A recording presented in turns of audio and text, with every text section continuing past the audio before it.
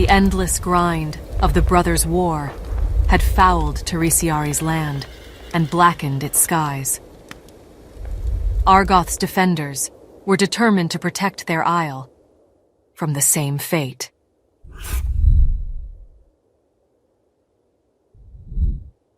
Hey, and welcome to a new video.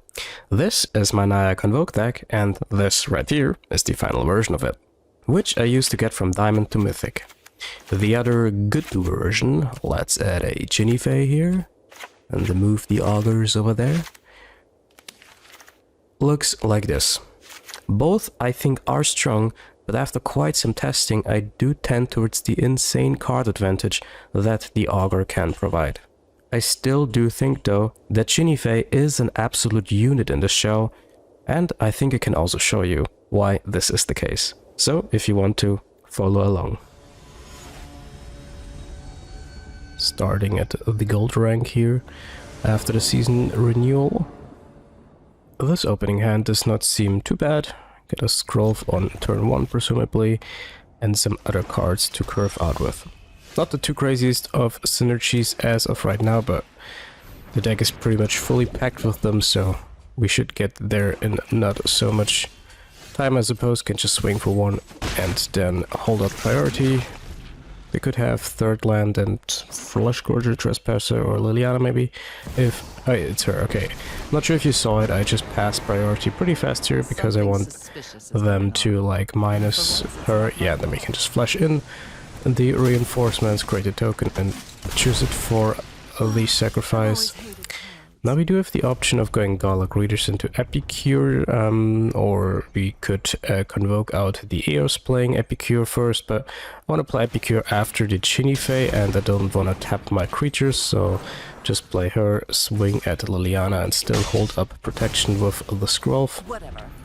And yeah, we would have not gotten Golgari Readers into Jinifei value sooner than next turn either way, so I think this is fine since we are able to play a creature after Golgari Readers either way. Opponent apparently on this kind of fight rigging deck. Alright, so now I want to play Golgari Readers first, and if you're not aware, it's a little like combination with Jinifei as well. But yeah, Jinifei turns all our tokens into either 2/2 hasty cats, or as I'm choosing also right here, into 3/1 dogs with vigilance. With Golgari Readers you want to pretty much almost always use the dog because it enters the battlefield tapped, but it's still good, right? Because it would have been a treasure otherwise. But yeah, get to make those value plays here. Now additionally we can also convoke out the Knight-Errant of Eos here. And this is a pretty powerful card from the last Aftermath standard set, which mana cost can be paid by tapping creatures for it. Essentially that's what Convoke is. And then as you'll see here, we can look at the top 6 cards of our library and can pick 2 creatures with mana value equal to the number of cards that we have used for its Convoke. So if you choose 5 creatures, as in this case, to convoke the Knight-Errant of Eos, it can also find other copies of itself, for example. But yeah, we're also able to play this Epicure here, make another 3/1 dog, and yeah, without by the way having drawn any of our like really big payoffs in form of either a big dino or like let's say a game-ending Chetmere, but just here instead the Knight-Errant of Eos and Jinifei Chetmere second. And yeah, we also get like a little precious metal change here. Okay, this also seems pretty decent. We get my favorite card basically in the deck here, in the Citadel Stalwart.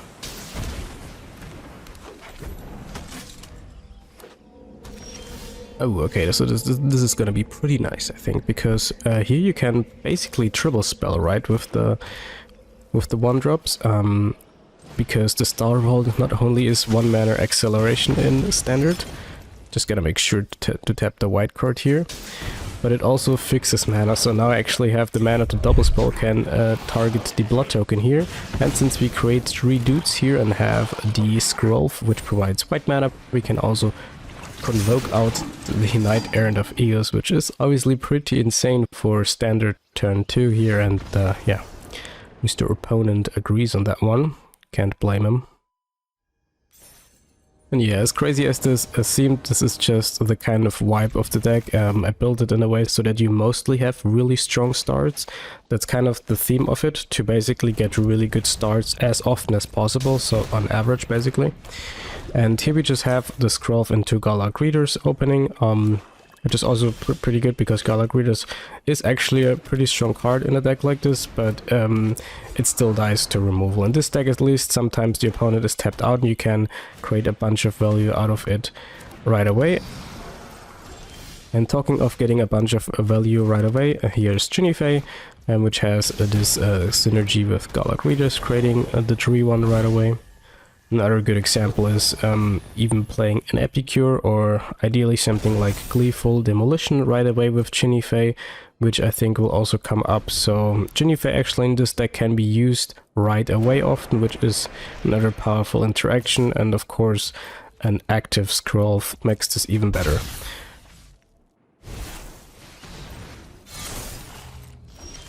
And here we draw the Gleeful Demolition. Can't use the blood token of the Epicure here, because it will be transformed with Jinifei, which is still good of course, right? And here I think I end up thinking for a lot of things, because I have this Buseja which I can channel for 1 mana, but then the opponent gets an untapped land, and then they could have something like Cut Down, and then I have to use Gleeful Demolition because I don't have another artifact, right? Golgari also does not give us an artifact here, which is good, right? But it's a little weird with the Gleeful, so I have to use it actually on Scrolf, and then I can't do it like pre-combat, since I want to attack, and I was thinking about should I attack or not, but I want to attack, and I end up not doubling down on not attacking, which is probably the better line here, but I'm just like willing to go for it, right? Because I have such a good board already basically.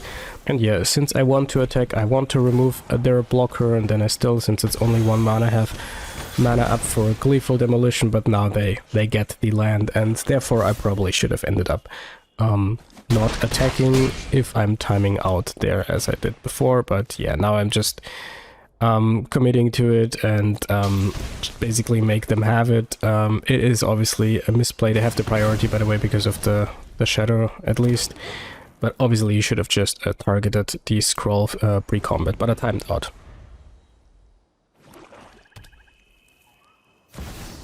Okay, opponent with a very strong 4-5.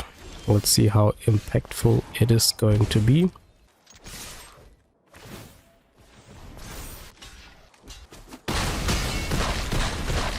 Alright, not too impactful, luckily. Alright, pretty good. Let's go on to the next one. Okay, so this could be one of our Dino games, Dino Jam. Ooh, play out my best card in the deck. Of course, always nice to see. And yeah, we can just double spell with Epicure and Demolition. Don't really need the Epicure, we can just blow up frontliners, which is in particular nice if you have a Chetmere coming up, which mostly comes up eventually, and then it's kind of fine to have targeted the frontliner, because we're not like really this like racy attack early with creatures deck. We're just like building up a board and then swing all and win, often with something like Chetmere, or just finish them off with a big dino. So the frontliner chilling in the graveyard until Chetmere's here is actually not too bad. And then another good thing, of course, that you can blow up is treasure tokens or something like Golgari. But yeah, here we have to make sure to tap the 2 Boros lands here, because we need either green creatures or green lands to cast the dinosaur here as soon as turn 3. I didn't necessarily have to cast the reinforcements here, right? Because with the 1 untapped land, I only need 6 additional creatures to tap for Convoke here to cast the Ancient Imperator. But I guess technically, if they would have untapped land into something like Ossification, it's still a little bit better to do this, because then I would maybe want to jump at a line, and then it's better to jump with frontliner, but it didn't really matter. And yeah, if they don't have exactly that, it's probably getting a little awkward for them.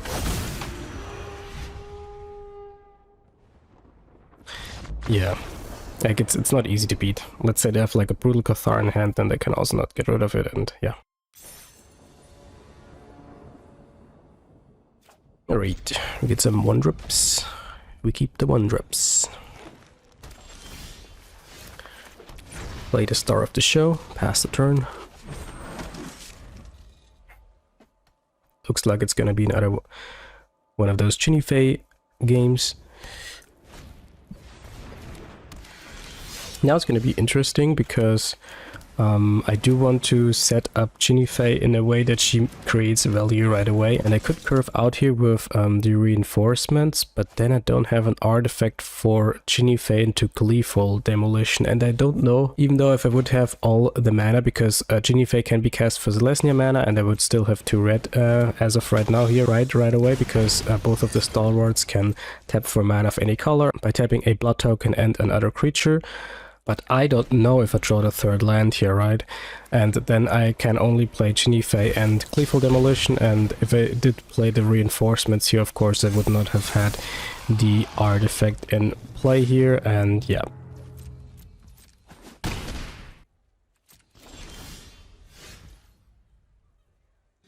Now, might as well just play the land after I played out my stuff here, right? I'm just gonna make sure to use this land here. The blood token, and then we can still blow it up.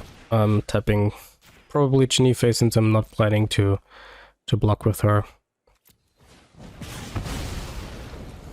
Great, the dogs. And then might as well play out the land. And they are removing her. Well, as I said, this is what this deck often really can do. In just getting Chinifei value right away. And now we can just play Chetmere. We could also set up a Chetmere by getting essentially 3 more creatures here in play. And then we would have had 9 creatures without Chetmere even, so even if they removed another creature, we would still have the double strike win next turn probably. We could have also gained life with Golgari to ensure that we're not dead to anything, so that would have been also an option here. But I think I like just getting Chetmere value here right away to play maybe around something like this here, because they could have held this up, and now we can still finish them off the backswing. I don't hate the attack here, by the way. I'm not sure if the opponent did the math or not, but I think they would have been on exactly 0 here, so might as well go out swinging. I can't respect it.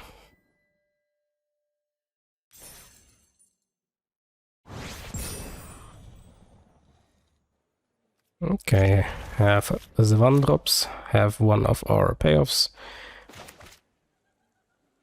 But yeah, this is Plat 2 diamond, so I have the Chinifei here, otherwise this would be an Augur in that spot with for the Chinifei, and then we would have 6 plus 8, so 14.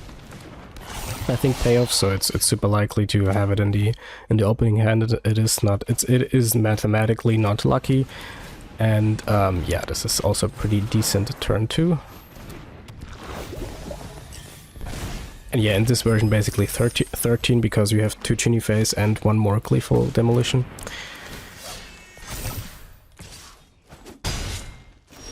Okay, and here I was thinking to place whether Soken Sun or not, right? Because we have the treasure token, we have the Stalwart, maybe we get even another Dork with an Knight-Errant. And then I could really use the Soken Sun tokens with Chinifei's ability, but as it turns out, I can really just nicely use the mana here, so playing out the land makes sense. Obviously gonna choose dogs here, then I can make sure to choose treasure mana, play out the Epicure here, and then still convoke in the Knight-Errant of Eos. Can even hold up Skrolf here because I created an additional untapped doggo with the Voldaren Epicure. And then Errant can also find copies of itself by having convoked 5 creatures, which is, again, as so many times, a little bit as too big of a board state on the current turn. Okay, so get this scroll off into Greeters thing. Mana on the play. Let's see if you can keep up with that, especially if they have like a Bloodthirsty Adversary or a Felden with Kumano on the play. Okay. Play out. At least we don't have to tap a pain land for it, the Golgari readers. And at least it's protected. That's what Scruff does.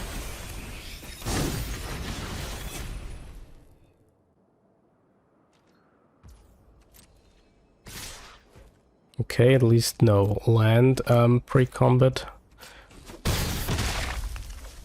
And nothing at all, which of course is good for us, but they were so much ahead that this is not... I wouldn't call this unfair, let's just put it that way. But what could be called unfair is what our deck is doing here. Because we are building a wall real quick here. Can blow up the treasure with demolition here,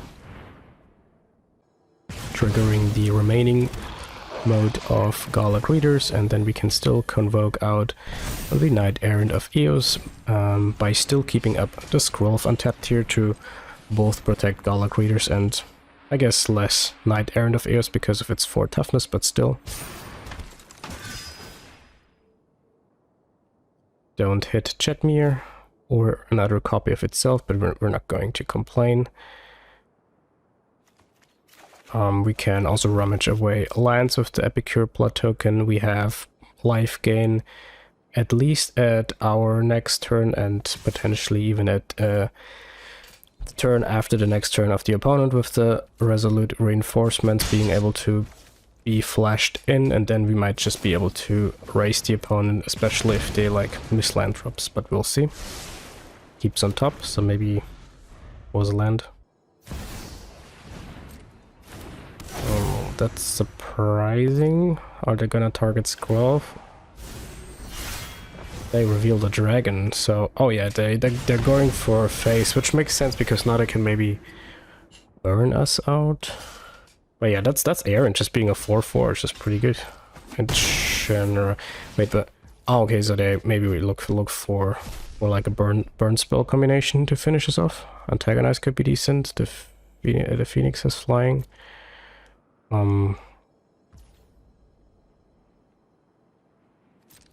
But we have already a pretty big board here. So yeah, just gonna trigger greeters. Gonna gain the life here right away, and then I could either gain life again with reinforcements in their turn or just attack all, and then there's a chance that the Kumano blocks the Golgari readers and then we can flash in the reinforcements. Then it's probably... I mean, it's game either way, but then it's also game either way, so...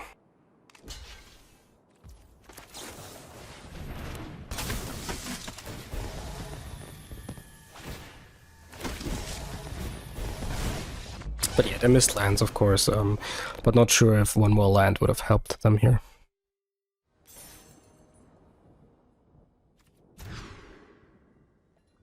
Oh, this is a one-lander. Yeah, you should not keep one-landers on the play, but mulliganing down to 5 of this deck, of course, is also not ideal. So yeah, we just get a hope here, more or less. But you should not keep one-landers on the play. So let's see what.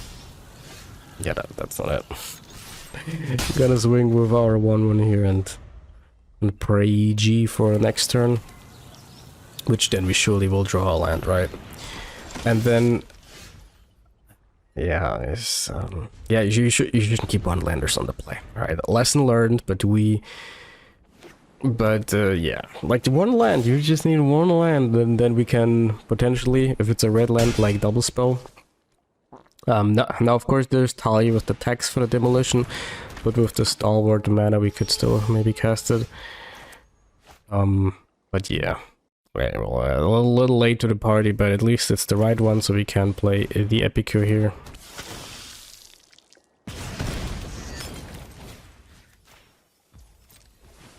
I'm gonna pretend like this is not turn 4, and I treat this like turn 2. And for turn 2 this is pretty decent, with the Talia tax in mind. Okay, opponent curves out with Alana and Elena. Swings for 7. Not block. Now we have the Dino Jam, but I have 5 creatures here, so this is awkward. I cannot even play reinforcements. I have to just play it right away because then I don't have enough green. Basically, I don't have enough green creatures to convoke it if I just play the reinforcements first here. But also I would have preferred to just have an extra land to be able to play like Gala creatures to gain life or something. And that's not good for us here. At least the Dino is bigger than the Joda, but yeah. 14 plus 7 is 21, so we are on -10 here, I think. Or yeah, -3 because of the first strike. Oh well, that's how it goes if you miss lands. Alright, so play out our best card. Now it does not seem too good because we don't have too many cards to curve out with, but maybe we draw them. We did not, we drew a Dino. I should have probably just played the second Stalwart and then hold up the reinforcement at instant speed, not revealing our strategy, which we kind of do this way, right? Not right away, which is what I usually like to do. Because now, for example, if they have the blue land here, for example, they are more likely to just hold up a counterspell instead of playing like a farmhand or something. But yeah, luckily they didn't have a counterspell, so that's good. But you cannot just always have it in Magic, right? That's just not how the game works. So yeah, should have held up the reinforcements, but didn't end up mattering. And they could have, like, if they're more of a control deck, maybe have like depopulate, maybe. So now I'm just swinging here. No need to get another Dino down. If they would have a counterspell, they probably would have had it last turn and would have probably not top decked it. So that, I think, was not the reason to not play the Dino, but maybe depopulate. But yeah, that did not have that, which is obviously not good. so now we can just play the reinforcements. They did gain, how much was this? 7 plus 8, 15? 15 life.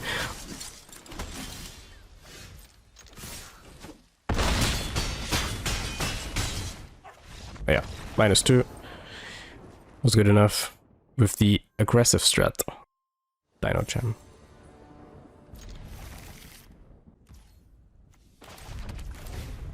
Alright, this seems good. Start with the 1-drop here. Create the token.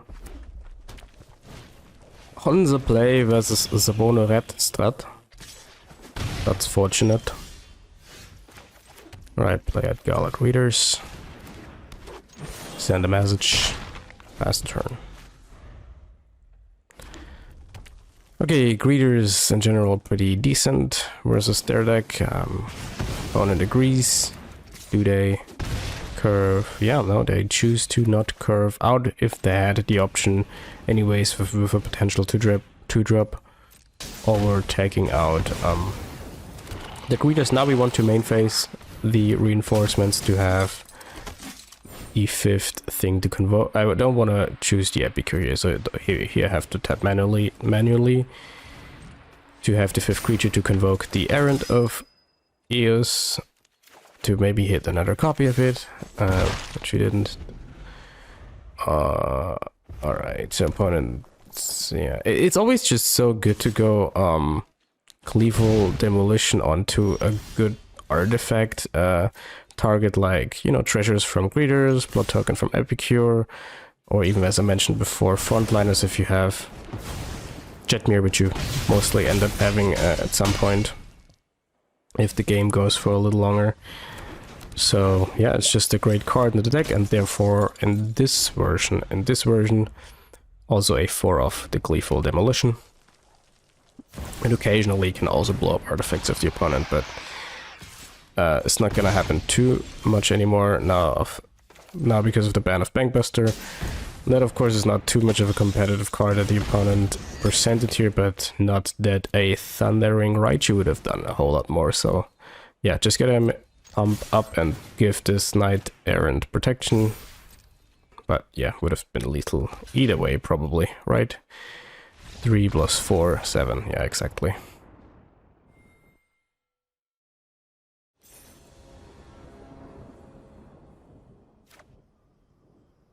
Gay. We get some 1-drop, surprise. The deck's totally not just filled with them. So we start with the creature here. Create the blob token. Would love to draw a 2-drop bat chest or another 1-drop, but then not Scrolf maybe, because we don't have the white mana for it yet.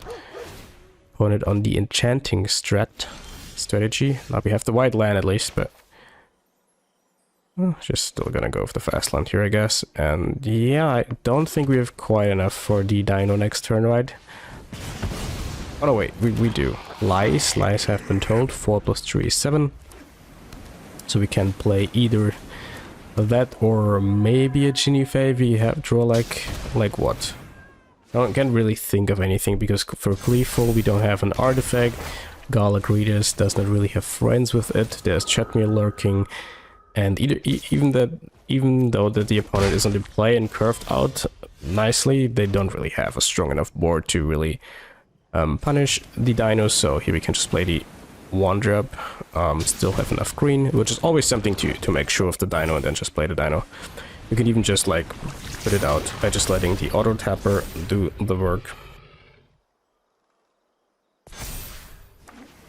And yeah, if they have the 4th land and ossification, they could have removed it, but yeah, you just gotta have that. You gotta have the untap land, you gotta have the card, so it's not always gonna happen, of course. And now we also would have had the Chatmere here, but yeah, this would have been rough either way. Alrighty, this seems decent as well. Again, I have the option to play the Scrolf here, but cannot turn down the Stalwart here, of course. Opponent with the Scrolf there on their own, also with the Celestia color identity of the land. But yeah, gotta start with creatures here, play our Phyrexian Might, creating the treasure right away, which of course is an insane opening here from our side, but that's just what the deck is doing, which is why I think it is pretty busted. Okay, thinking. We cannot. Wait, we can play the dino if we. Yeah, here I'm like thinking because I want to use the treasure of the Stalwart before playing it up, but then I think I don't have quite enough mana, right? Because I can use the Stalwart anyways for just tapping for mana with the dino. So I don't know, maybe it didn't matter, but I just thought this is what I will do because I know this way I can play the dino. Alright, unfortunately don't have Scrolf up, but they didn't have the naturalist, which they would need with 3 lands to get rid of it, and they didn't even have the 3rd land, which is unlucky of course, but not that it did. Or would have ended up mattering here. Yeah, here I'm like thinking because I want to find Jetmir maybe, because I have 4 mana, play with the treasure and the Stalwart, so I could go 0 mana, Errant Knight of Ears, but of course I have just actually lethal in play because the Scrolf cannot block. I don't see that here, that the Scrolf cannot block, but again, not that it ends up mattering. If I just hold back the Scrolf and protect it, how are they gonna beat the 1818? And yeah, like again, you should just totally see, especially if you play the game for so long as I do, that the Scrolf cannot block, but yeah, you could just choose green and swing in for lethal with the dino.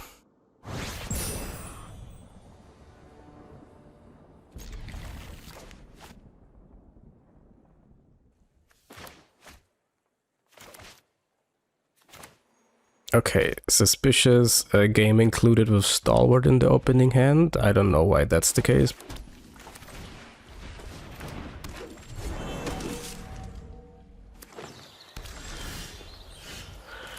Okay, yeah, just play this out right now, play the Epicure. Now, again, you could argue with just play the... I don't... Why am I doing this?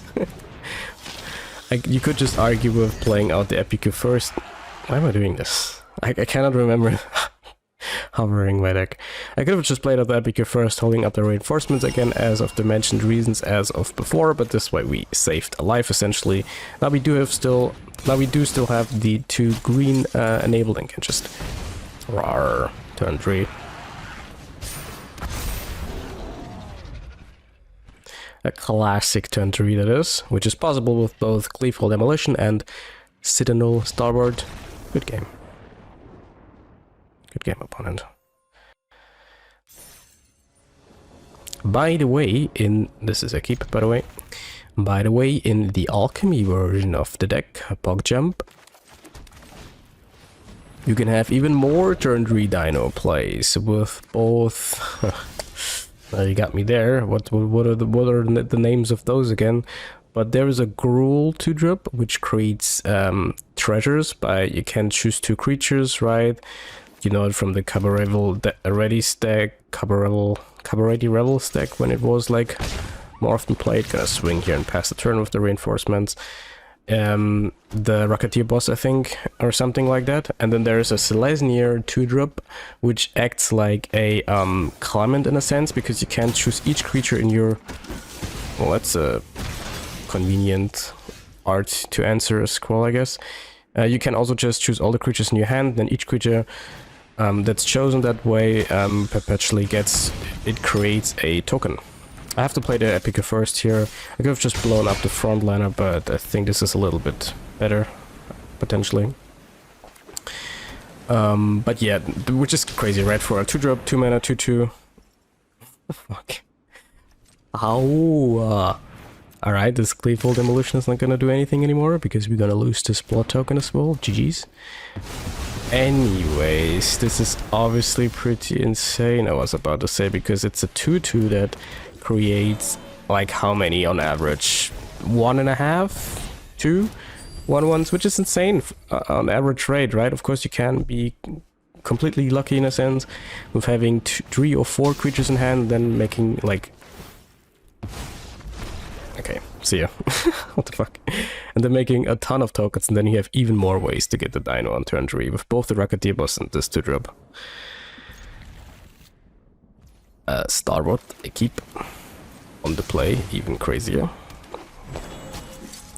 It's obviously nice to be able to play Scroll and the 2-drop here, or even another 1-drop if you draw a good one, because of the upcoming Chetmere as soon as next turn, right? Although we could also play Starboard and reinforcements. It's close, I think. I mean, we could play Scruff and Starboard too, but then I'm not curving right now. I think it's fine to curve right now, but also I'm not sure about it.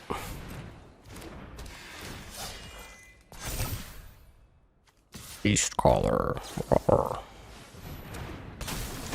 But yeah, then you would have 4 ways, like 16 ways in a sense, to get turn 3 dinos. So I think in the alchemy version you would play 4 dinos, because here I'm only playing 3. Okay, so I think it's Errant, but then do we hold up scroll for not?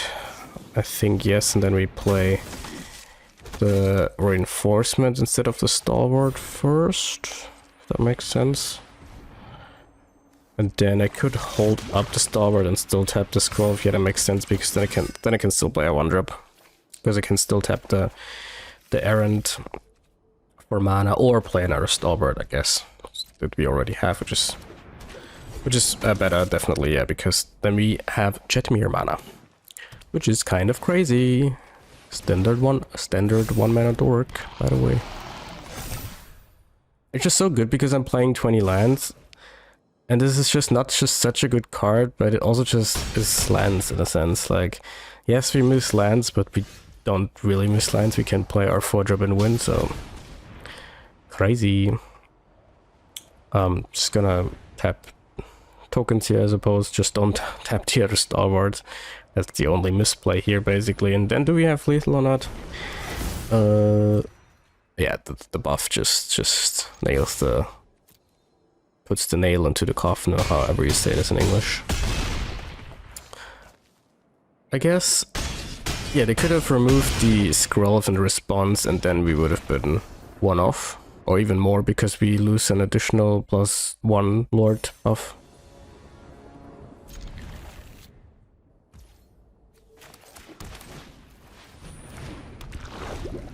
But yeah, that wouldn't have done anything, so yeah, I can also just use the start with Scrolf here.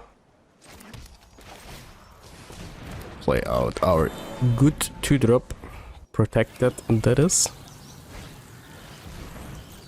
And then we're just attempting to convoke the knight. Ooh, full convoke. What a luck sack. Cannot not pay 1 life here, so gotta do it this way.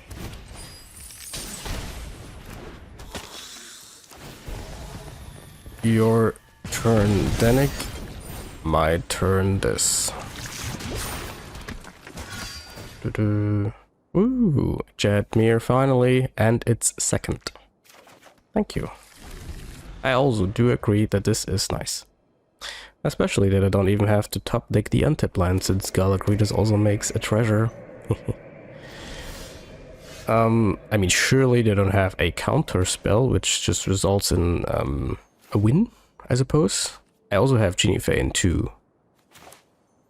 Gleeful Demolition, which is pretty nasty as well, so just so many ways to just insanely...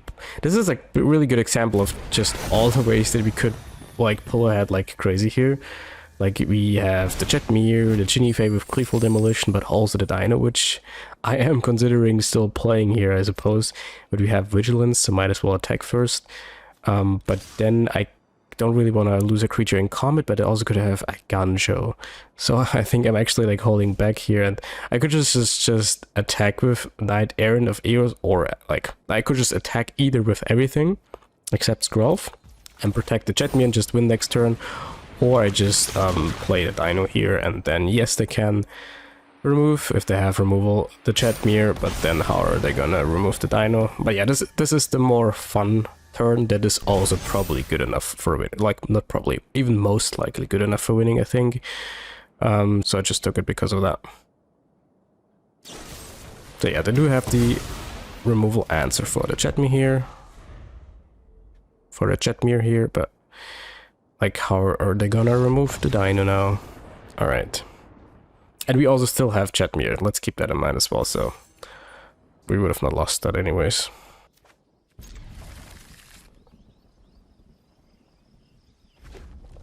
We got 1-drops, PogChamp. But guess what? If you don't put bad 1-drops in your deck, you can't draw bad ones. Alright.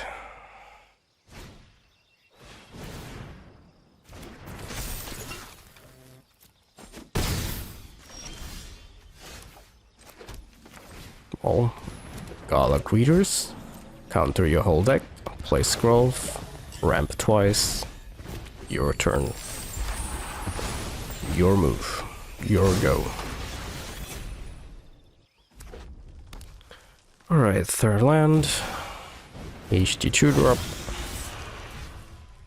Removal. Targets the Scroll. Eh?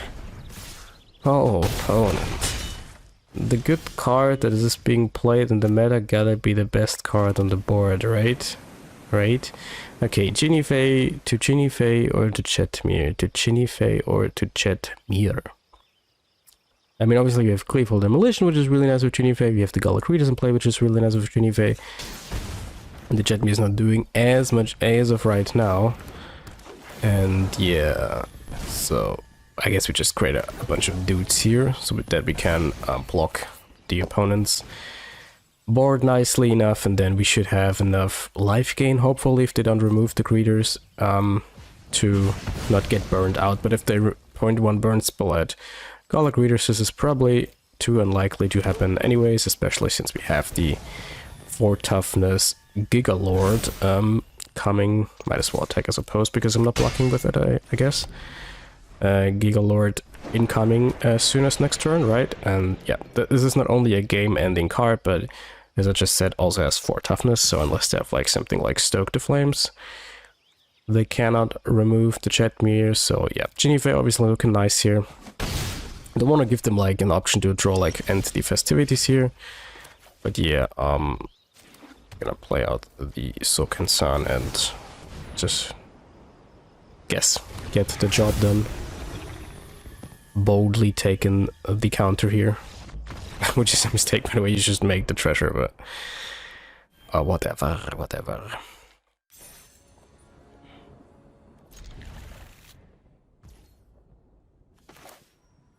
Okay. Oh, this is a bad opening. Frontliner, horrible. Oh wait, frontliner plus Gleeful Demolition. That's not as horrible. But of course, this is one of the worst ways to start things. But yeah, we still play the other one, attack, or just use the other one, I suppose. And then swing. But yeah, this frontliner is still waiting in the graveyard for its glory to shine, which is pretty much for a big Jetmir turn, or if you draw another Gleeful Demolition, for example, because of course you can still unearth it from the graveyard and then blow it up. I always like to see when people include that as a removal spell in their main deck. It makes me happy. That's all I can say. Kek-rend. Okay. Okay, now I bring back the frontliner and then skate park G attack. Alright. With the frontliner, one dork, or let's maybe 1, 2, 3, what, 2 dorks. And this is it, right? Because now I can still Gleeful Demolition onto, make sure to tap this mana onto the frontliner, then have 3+1/+1 land, so we can play the Knight-Errant. Just don't even bother playing the other land, then top deck a wider green 1-drop. Oh, isn't this a Jetmir and a white 1-drop? And what a white 1-drop that is. I'm just so good at this, what can I say? What a deck builder, what a gamer. Yeah, that's the unearth ability of frontliner. They don't have the wrath. Alright, but then they surely have a counter spell, right? No? Oh, GG's. GG's. Memory caglooch. It's always funny to punish the greedy decks.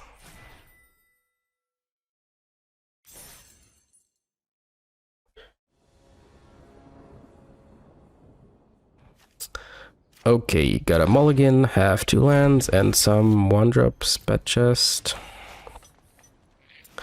Play out the unpainful dual land with our favorite card of the deck, or at least my. And we're up against Bant and Enchant. Okay, that's good. Good for them, I suppose. This is a little awkward because I can't dribble. I guess I have the dino, so I can dribble right here. Can tap even the blood token here, not that it matters too much, but your move, Yugi boy. Because obviously otherwise it would have been a little bit awkward with the Geneva. Right, because you want to curve out, but you also want to wait with your token creators before you can have her. But yeah, here we even could play the frontliner, I suppose, first. But yeah, still gonna have 2 green things open, and then there's no point really in doing this, I suppose, because we already have 6 things to tap with, or do we? No, it was correct this way. Yeah, this is perfect. This is perfect. This is perfect. Because we have, yeah, this is perfect. We can hold up protection for the scroll. With the scroll, sorry. And yes, get an 18/18 waiting. So now, even if they would have ossification, which could have been good enough here with the discount of naturalist, even if they would have, or even if they would miss the 4th land, still have a scroll up. Okay, another one of those. Oh, 1 mana A restoration, okay. And now play another 1 mana card that is not colorless, please. Thank you. I mean, again, not that it matters too much, but obviously that is not ideal in particular. If all those creatures are white, I have to check that here like this. Wait, just I'm gonna create a white spirit creature token. Okay, and obviously wedding announcement tokens are also white, so yeah, just do the thing. Target the fatty. Give it pseudo protection and boink. Boink. Boink. Boink. Okay, so time skip. Woohoo. Who doesn't love the arc after the time skip, huh? So here we have the Augur versions going for ourselves. Got a little cool start here again with our best card. And yeah, I'm just gonna hopefully see some Augur action eventually, which I think is the better card for the deck, but we're still playing the deck, right? This is why we have this hand here, and we can... Oh shit, yeah, this is a unload your hand, I think, on turn 3, which is obviously pretty crazy. Can flash in their reinforcements, creating another creature token and a treasure token, and, you know, Golgari the modes, play our 1-drop, and then can still Dino Jam, I think. Yes. Rawr. Spirited Companion, 8 cards. What you gonna do? Nice, thanks. But you have 8 cards and a 1/1 opponent. What you doing? You could have got this. Alright. I got cards, I keep. And we got Augur. Lockjump. And there's a Scanif. Well, tell you what's better than a scroll. Sentinel Stalwart. Okay, so yeah, we just play our cards, man. They are too good. They are too good. Now, do you blow up the scroll here? That's the question I have.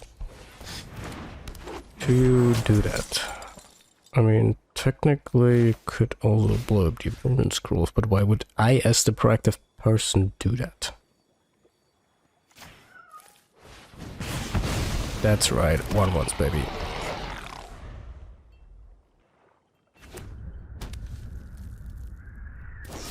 What? I mean, I guess this prevents us from having 4th mana for something like Chatmere, but they don't know that we have that, so... Yep, that was a weird sequencing, but anyways. Gonna go with Augur. Hit the land, which is good.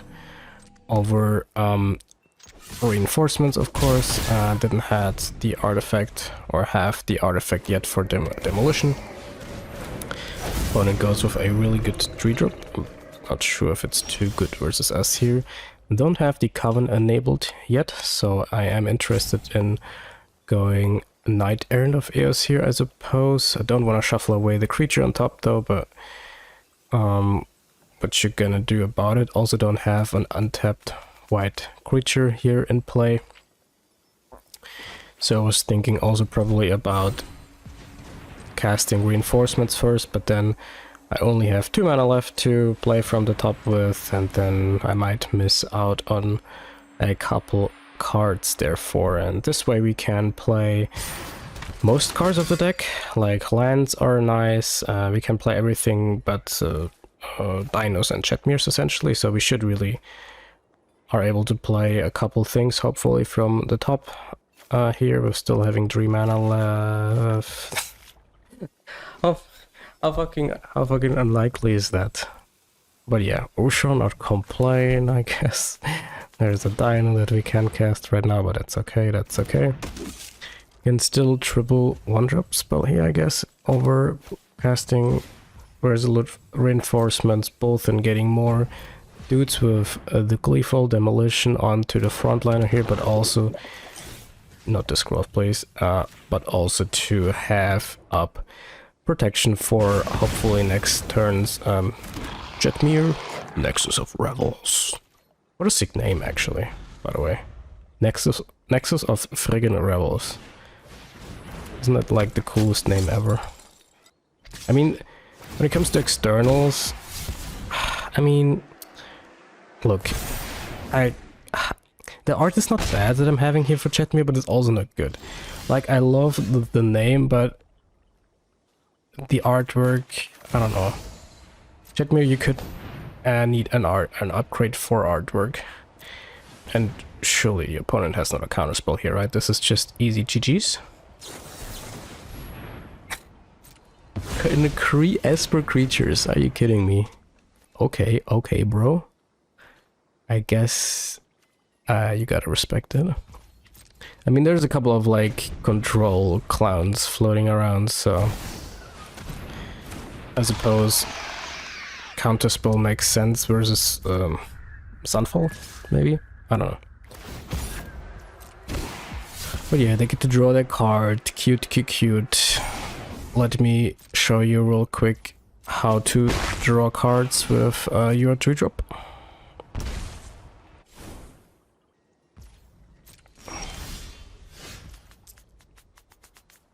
Yeah, cast. You can, for example, start with 0 mana for 4, filter through the top 6 and pick the best 2. Other than dinos.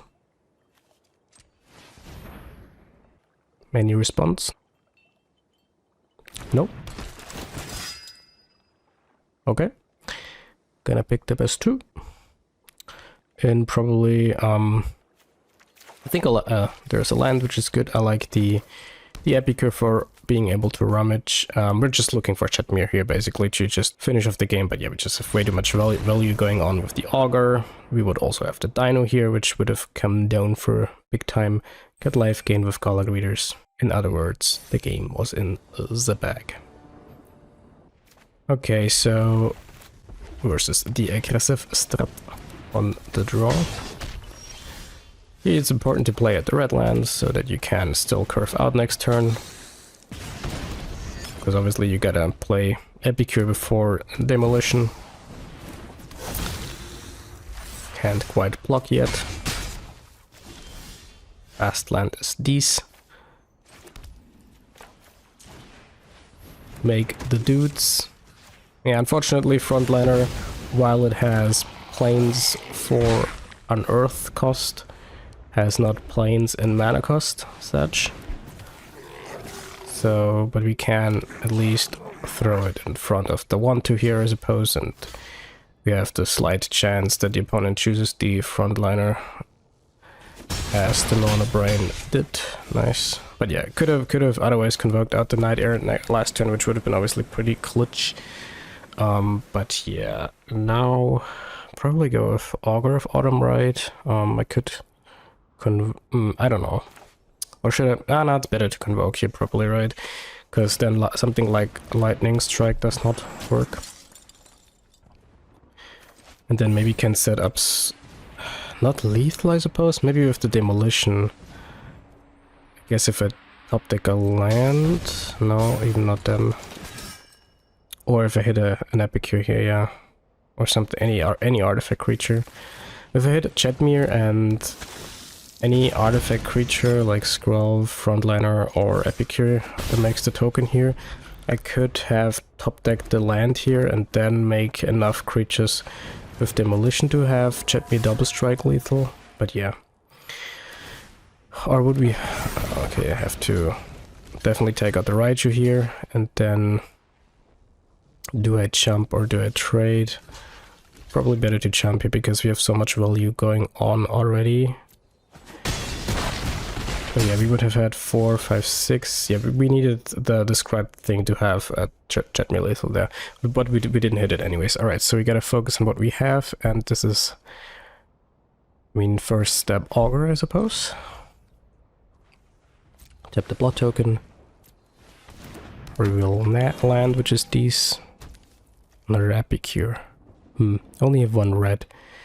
I have to prioritize to stay alive, so perhaps it is better to blow up the blood token, but at the same time I have to go through the deck as well as possible, and I can use the additional mana with the untapped blood token here for rummaging for that same purpose, and we have already a pretty big board, hopefully big enough board to jump block our way through to either just win right away with Chetmere, or to maybe find something like Gala Greeters as opposed to just gain some life, because we are pretty much in burn range here, right? Especially if they had the second Raichu here, which obviously is gonna die profitably to blocks here by going under the Errant here, of course, but and can use the Tudri for the 1/1, which I'm not gonna.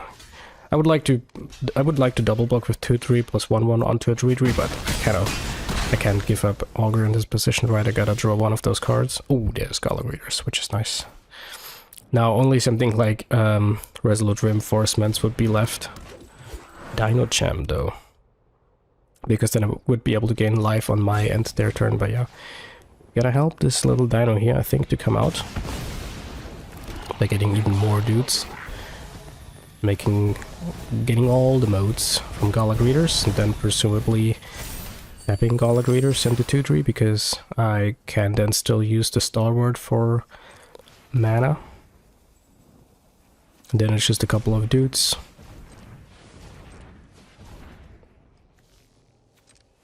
Then let's see what the top reveal was. Isn't that something to reveal, huh?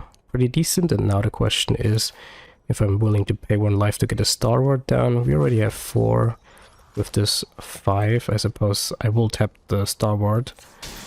So it's 4 plus 2 with the reinforcements. We just in play, and we do get 2 life at the opponent's turn.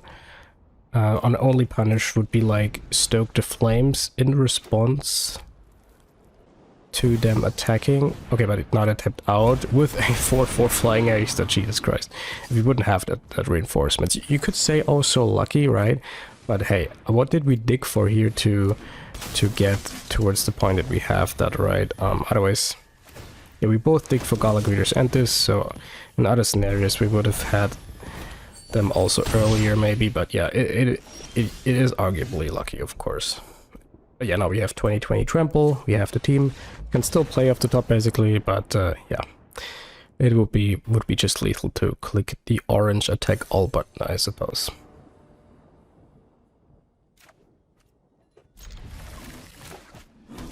Alright, gonna keep this white land as these, but then I can double spell. Always gonna keep out an eye for that. Next turn it is. Couldn't double spell otherwise.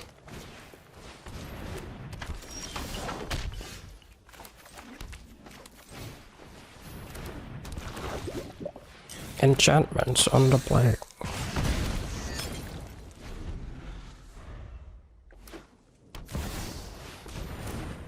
Stare.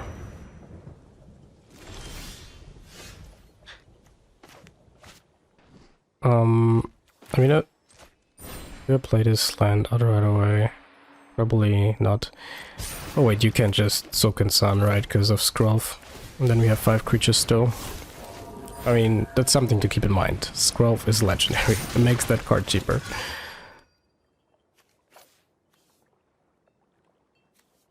But we have a Chetmere already though. So I guess maybe Greeters.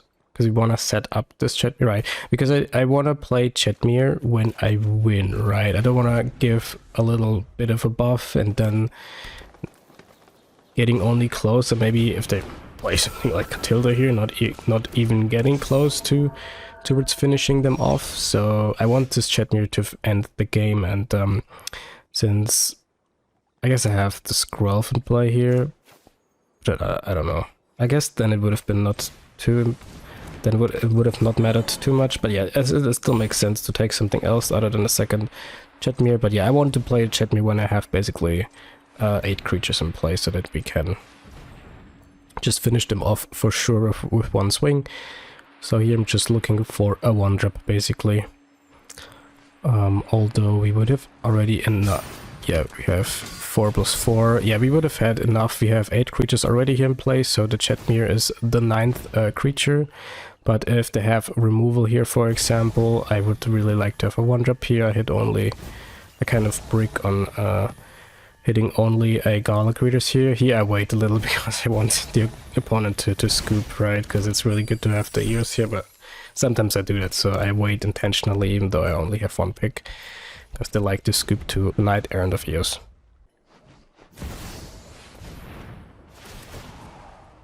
But yeah, they could have removal for a creature here, and then we would have not the double strike stuff, unless they remove Scruff, of course, right? Because we have the treasure token that is untapped next turn laying around here, so we could double spell with Scruff. And Chetmere, if they would have removed the Scruff, otherwise we would have not had the double strike if they have any removal and choose to put it on any other card here, unless we draw a 1-drop here from the top or an untapped land for the Gala Greeters here. Which you would have drawn neither, but they didn't remove any of the creatures other than Skrull, so we can just play our Demon Cat and get in big time. Opponent makes some blocks, but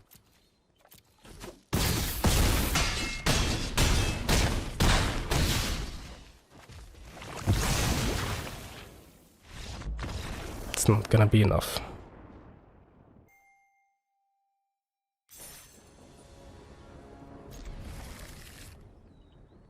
This is actually like pretty consistent. Like it looks like yeah, get lucky with Chetmere, but this is just what the deck does, man. Like 9 creatures ain't nothing for this.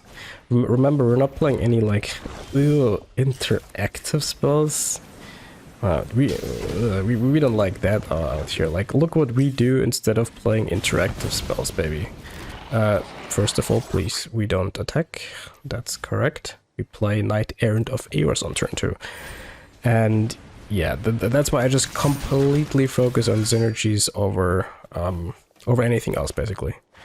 I'm just like an actual advocate of proactivity over reactivity. This is one of my main mentalities when it comes to life in general, and which are obviously therefore also applied Magic. Opponent probably left, but we can still play it out here. Now it's nice to maybe find a mana dork, I suppose, because I have this like awkward the second Soken San. And then okay, nice. We hit it. We hit Chetmere also, but we already had one, but we can play the Stalwart. We can still save the Soken San for next turn, netting 1 mana, and then we also have another mana in our standard 1 mana dork, which seems fair, can swing with the 4/4. Wait a couple of years until the second timeout has happened. Tap the land, play out one of its same kind. Tap the blood token. Swing.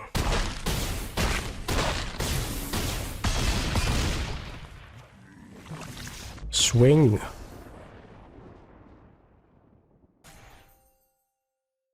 Boink. I choose to keep. I accept this hand. I play out my land and my 1 mana card. Your move.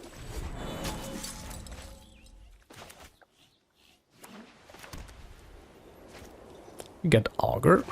We get a Dino. We get no reactive spell. That's how I like it. Alright, we play Gala Creators into another dork. Who's on the play now, Enchanting Boy? Huh? Generous Visitor. Cameo of Transience. Jokai Naturalist. Alright, is this gonna be a Dino with Augur next turn? That's the question. It is, right? Because we can create a tap token with the creatures. And then we have 3+3+1, even though we're tapped out. Right? It's important to play Augur first. Use our lands, not the treasure. Create another treasure. Blow up the new treasure with the old treasure. It's important to use the treasure though for mana again. Create 3 dudes. 3+3+1. Obviously click on the modes here. Roar.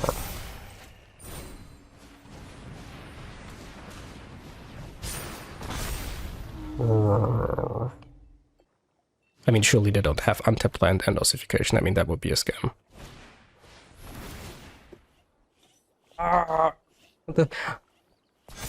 You know what? You know what? I'm not even gonna complain about it. Because now we get to win with our alternative win condition. This game's just too easy, right? You're just a too good offer. Gotta play the scroll here first though to grow up our greeters into Coven range.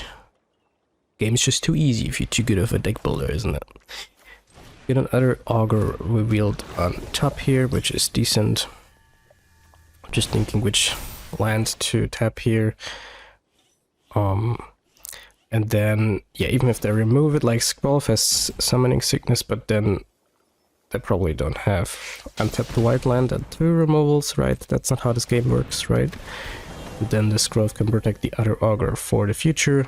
Gauntlet readers can continue gaining life, in particular if there's like a reinforcements for the opponent's turn to flash in, and then therefore, since we gain enough life, I think we can attack here with even 1 dude, presumably. Because yes, I have to tap the Stalwart, but I just used the Scroll to also tap with it, and yeah, then we still have blockers technically, but we're not gonna block anything, right, in the face of... Yeah, they even targeted here in the face of a big trampler. Just gain the life. Gain the life here, gain life most likely again on our turn. Just really looking as usual again for a Chetmere here to just basically win on the spot. Which is kind of crazy, of course. Also, like, dinos are hard to overcome by now, right? Because we have Scrolls to protect them. Epicure's not bad because we can rummage away the land from top here if we would brick again on another land, but there's also our Demon Cat lurking, ready to go. So we can just play that. I mean, might as well just use the treasure here.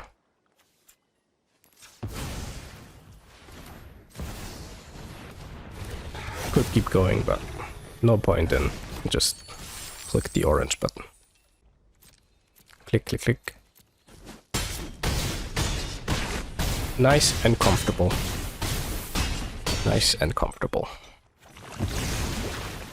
I mean, they got stuck on lands, yes, but I'm not sure if an untapped land would have helped them out of here.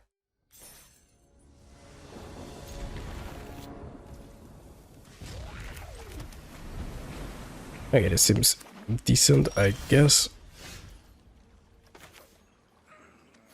Yeah, hit the land here, like, the double Soaking Sand. I mean, it seems a little awkward, yeah, but trust me, if you draw Soaking Sand, if you have nothing going on in your hand, you're glad about your Soaking Sand. So this is what I've got going for now, and yeah, I'm thinking of whether to make a treasure token or to go for the +1/+1 counter, but probably just a safer play to make the treasure, pass the turn, trigger greeters on the opponent's turn again, presumably to make another treasure and something else. Maybe gain the life, depends. Exactly, because if they have like any way to buff up the naturalist with a small 1-mana spirit, or what is this 1-mana enchantment called that buffs, or like this guy, Chukai, what is this guy? The guy that doesn't play here, that buffs. Then I can't do the thing I wanted to do, which is to ambush the naturalist, right? Because we could have put a +1/+1 counter on our turn on the greeters, then the 2/2 naturalist attacks, and then you can surprise them with another +1/+1 counter, but yeah, you see what happened. Alright, so probably play Augur here to maybe hit land, can still play out Knight-Errant, make the treasure. Unfortunately, there's a Gleeful Demolition. I mean, this is the reason I can shuffle away the Gleeful Demolition here, luckily though. This is the reason why I only had 3, or a reason why I only had 3 in this version. I also just needed to cut something for getting the 3rd Augur in here. Can't play the land from top. What the fuck? There's another Gleeful Demolition. How likely was that? Yeah, now this was pretty good to set up the Chetmere here, right? We could have played the Chetmere, but now we can set it up. I could have, or maybe should have also played the Scroll, but again, they don't have instant speed unless they play. I mean, it's Imiyama, not Crokis, so they don't play Soul Petition, so we're fine, right? Yeah. Now they also wouldn't have the mana for something like that, but yeah, otherwise you should have, I guess, technically probably played the Scroll here. I mean, since we have the Gleeful Demolition coming up, we definitely have enough creatures to have the double strike next turn as well. So it is really just all about surviving, having the mana, and usually also maybe if having the protection for Chetmere, but again, against this opponent we don't need the protection, so we can just play our 4-mana legend. Doesn't matter what we click here. We just attack and swing. So I could just play this Grove, but maybe they have, like, I don't know, Elspeth Smythe. It's so unlikely, but yeah, just make some dudes. Just make some more dudes here and...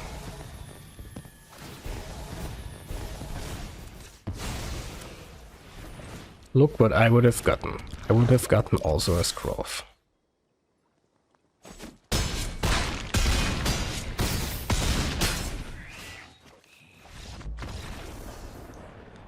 Alright. Snap Cube. Those stalwarts, baby.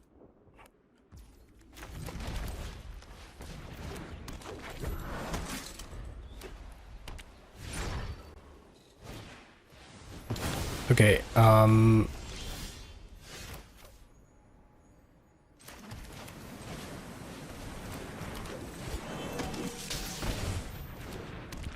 bro, should I have gone Demolition into Grove here? I mean, yeah, because I don't really want to blow up this Grove, and now I have nothing to use Demolition with, huh? But yeah, that's also a reason, I suppose, to have blown up the Grove. Not sure which was the right play then. I don't know. Errant. Alright, so this at least I can play. Hope to hit some 1-drops. Okay, I mean, it was both a miss and a hit, huh? Because we hit the 2 1-drops, but legends. But yeah, I shall not complain. Okay. Well, Elspeth is in general pretty good versus our deck because it makes tokens and we only have 1 toughness creatures, but goddammit, I love her, man. So can't really complain about that, having coming down on the opponent's turn. Tap the white mana here because we can Gleeful Demolition a treasure token. Yeah, because yeah, opponent, you played a cool card, which I like. But how do you like? Click through the modes. Those modes came in between with what I wanted to say. How do you like dinos?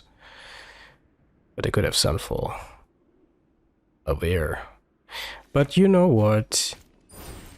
They showed us laid on arms. They already casted us ossification. They don't have ossification. They don't have the untap land for Sunfall. How you like that argument? They don't have the untap land. Okay, they have 6 mana cards. They have Farewell and the Eternal Wanderer. I played around that. How you like that?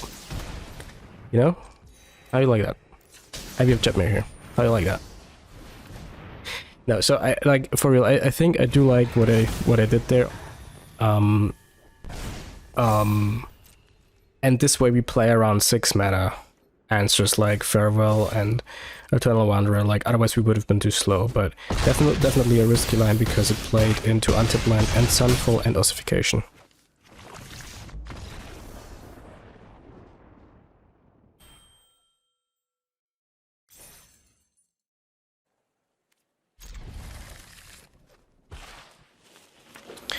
Alright, yeah, this is where I switched to best of 3 in Alchemy and Standard.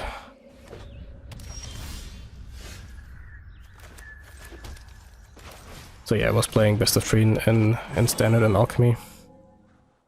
And this is Alchemy, as you can see, of the Grixis colors, because Fable and Invoke are still legal in there. I basically was just running the same list. You can play Augur, or it's probably safer to just go like that. There was no pause, right? So this makes me wanted to have gone Augur, maybe? Especially if they tap out like this. But I couldn't have known it, so I think even in hindsight I like it. I like this, these choices. But yeah, it would have been afterwards, looking at it afterwards, better to have played the Augur, but we can't know that. And now what's to Errant or to Augur or to Chetmere? We have a second Chetmere. I can't Augur and Errant since we drew a tapped land. So maybe it's Chetmere to play around like counter. But that's not really an argument. I'm not sure. I just don't want to have more than 3 creatures, I guess. Since I already have Augur and Chetmere, like there's nothing seems to a tree like I would love to find with the Knight as of right now. And yeah, this is Tasha. If you don't know her yet, she has a plus ability which puts -1 can I talk? -1/-1 counters on attacking creatures, and that lines up obviously really well against our 1 toughness tribal deck, and we can play this with flesh presumably, but I wanna play it now, right? Because then I can still attack with Chetmere with Trample and convoke the Knight. Still wanna... I wasn't sure if I wanna attack with Chetmere, so... I mean, I can do it pre-combat, the convoke, if I want to attack with Chetmere. We have Vigilance, but I don't wanna trade it with the Rasko. But I wasn't sure, or I'm still not sure about this, because yes, I do want to reduce the loyalty, but if I get to the double strike mode of Chetmere, I mean, I have a second Chetmere in hand, so that this trade is not as bad, right? Otherwise I would have probably not done it, but we have the second one in hand. But we just wanna take her. I mean, this is obviously good for us. It's essentially 5 mana divination versus our deck, but it's better versus other decks, right? So it looks bad, but only versus other deck. But yeah, I want to take out Tasha basically with 1 double strike swing, and with the Gleeful Demolition in hand. And we didn't know that there is like an Epicure or something like this on top, but we have so much in the deck. With the Gleeful Demolition here and having so many artifact enablers, I think it would have been likely to just have double strike this turn, then we could have just finished off Tasha in 1 swing either way and not give up on Chetmere, so I think I like this more. But yeah, we have the big dino down here now, played around counter magic in a sense. Don't try anything cheeky now. They could try something cheeky to remove my ward creature. I mean, they can do that for just 2 mana or something, right? That's cheat. That's not cheeky, that's just cheat. Anyway, so surely they don't have another go for the throat for my Chetmere here, right? Can rummage away the line to clear the path from the top to see what we get. There is another Errant. Still playing Chetmere here, hoping they don't have another go for the throat.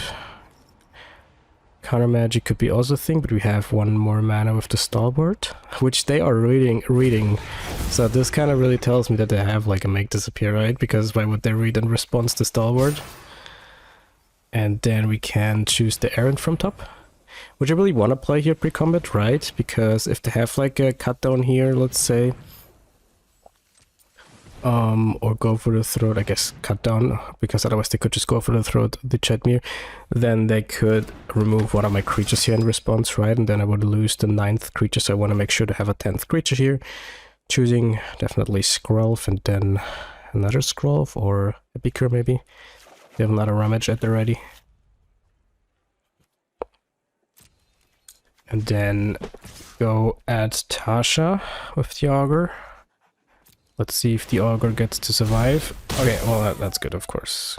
Good, good. You achieved what So maybe it was make disappear. Either way, so I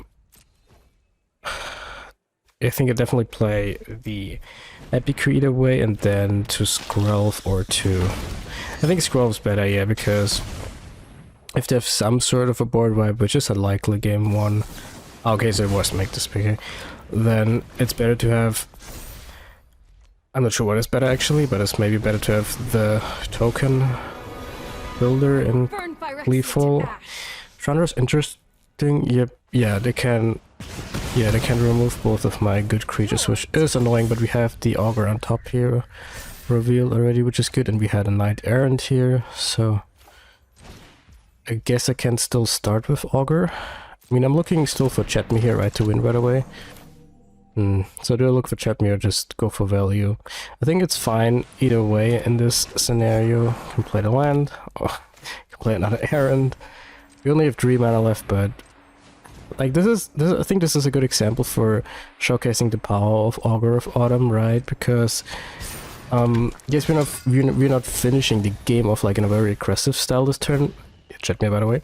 But we're just going for complete value, right? Like this is so hard to overcome for mid-range decks, especially if like a Skrelv to protect one of these engines, but yeah. Now we can just ping down the 6 mana Planeswalker and swing for a bunch, and yeah, this is just has been won by value, right? Alright, so I mean, okay. I mean, we have a good deck, but that does not make too much sense, right? Oh.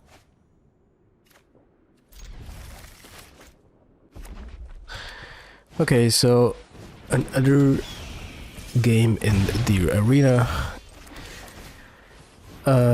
This is also Alchemy, I think. Mono red in best of 3. The game 2, because I cannot really show 2 or 3 games because this just takes too long, right? So I just show the game 2 sometimes. And then the next one will be standard, I think, best of 3. And I also show only 1 game, but it's fine, I think. Oh no, they are showed 2 games, but they're not taking too long. Okay, so they have obviously a pretty good start. 2 double Kumano, Hasty Chicks, Leafling Outcast. It's also like an Historic and Alchemy exclusive, which can conjure... It basically draws another copy of itself into its hand if you don't know it already when it attacks, and it is a lord for itself and for some other stuff. I'm already gonna play the Augur, probably going for the life here. Because I kind of have to. We can at least... I mean, attacking probably it doesn't make too much sense. Like, the idea would be to maybe get a trade with Outcast, because we don't want it to let... Like, I'm not blocking it with Greeters because they want to attack with it when trading, right? Not when blocking, so... Because then they get the double team. Oh, they apparently are screwed on lands. But yeah, that happens when you just played not enough lands and no, like, mana dorks, like we do. That's the price you kind of have to pay. But yeah, obviously also not like unlucky, you can say, right? Because they still had an insane start. But you can also definitely say in a sense lucky because yeah, the Devastator would have been 1 point bigger. So yeah, just gonna gain the life here and then gonna hold up the 2-3 for blocks and hope to not be dead next turn. At least there's no like dramatic prank incoming, right? Because even if they hit the 3rd land that has been nerfed to 4 mana, which is like a steal spell, if you don't know it. And more than that, but yeah, it's like a steal spell.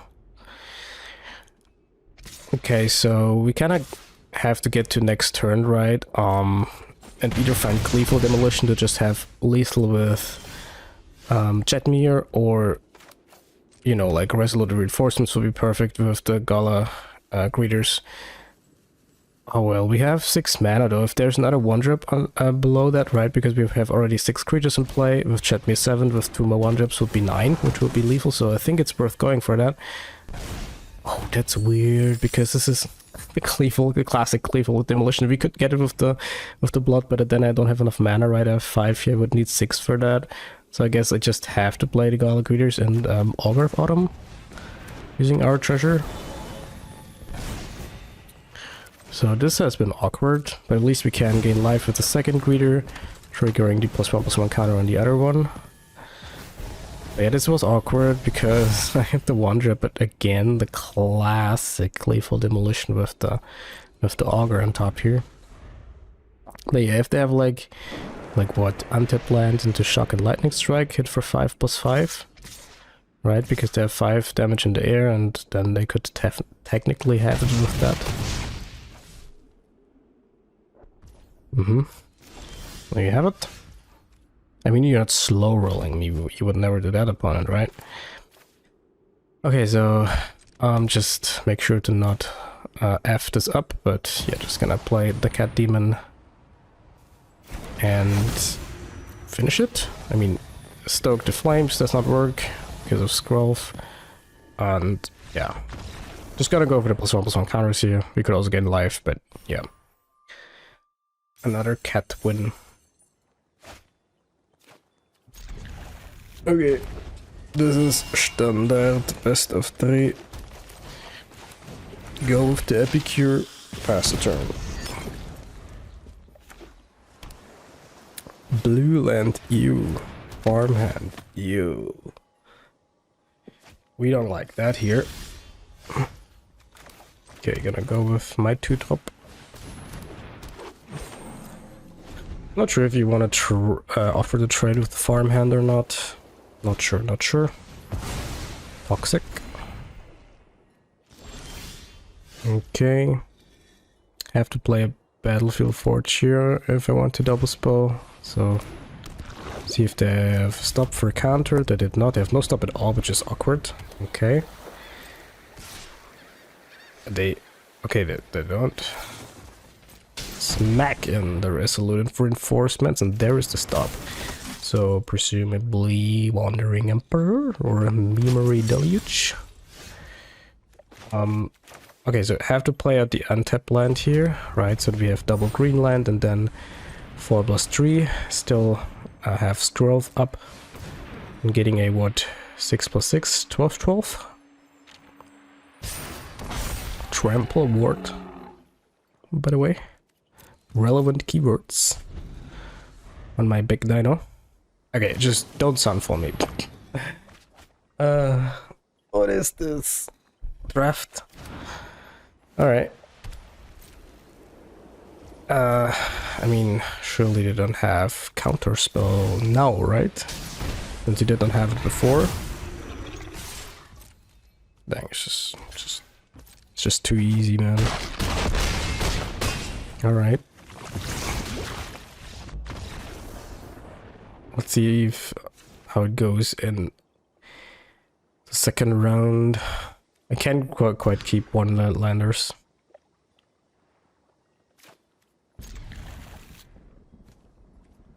And I guess this land can go. That's the other great thing about the 1-mana dork here. Yeah, the Starboard is so good that it turned down Skrelv into Talia. That's how good this shit is.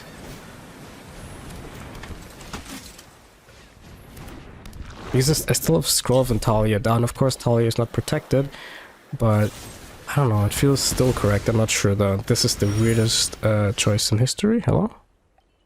What? Yeah. I guess now, if I could have had a third land and then cast Chetmere. I can still crack this clue, right? If it's tapped. I could have cast Chetmere and then they want to get rid of Skrelv. But this is an instant, they could have just waited for that. That was just weird, I don't know. But yeah, I can swing with Talia, tapping the clue, still have reinforcements up, or clue token, I guess, but still gotta go for this, because Convoke is a thing. And then, what? Can channel Silken Sun, because we have a legend in play, we can tap the Stalwart for the 3rd mana. Alternatively, I have 5 creatures in play, can play out our good value card. See what we find. I'm not sure about this, maybe attacking is better here, and just cracking the clue later, or right now going for Silken Sun maybe. Dude, what's going on with these people these days, or this day? They're all weak to the creature threat. Whoa, Mythic, yeah. Never been there before, man. Crazy.